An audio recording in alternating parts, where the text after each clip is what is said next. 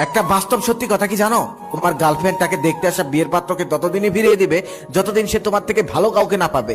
যেদিন সে তোমার থেকে ভালো কাউকে পাবে সেদিন আর সে ফিরিয়ে দিবে না, রাজি হয়ে যাবে আর তোমাকে বলবে বাবা মা জোর করে বিয়ে দিয়ে দিয়েছে, আমার কিছু করার ছিল না, ভালো থেকো তুমি, তুমি না আমার থেকে ভালো কাউকে পাবে, কষ্ট পেও না। আরো একটি বাস্তব সত্যি কথা কি জানেন, ওই যে মানুষ বলে না শুধু মেয়েরা টাকার পাগল, না এটা সম্পূর্ণ ভুল। আরে পুরো পৃথিবীটাই টাকার পাগল।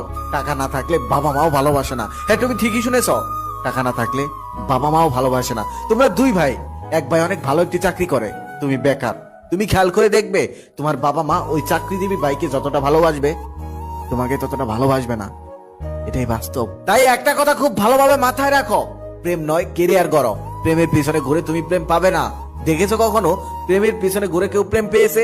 অবশেষে কিন্তু চাকরিজীবী কেউ এসে ভালোবাসাটাকে নিয়ে গেছে। এমন করে হয় না।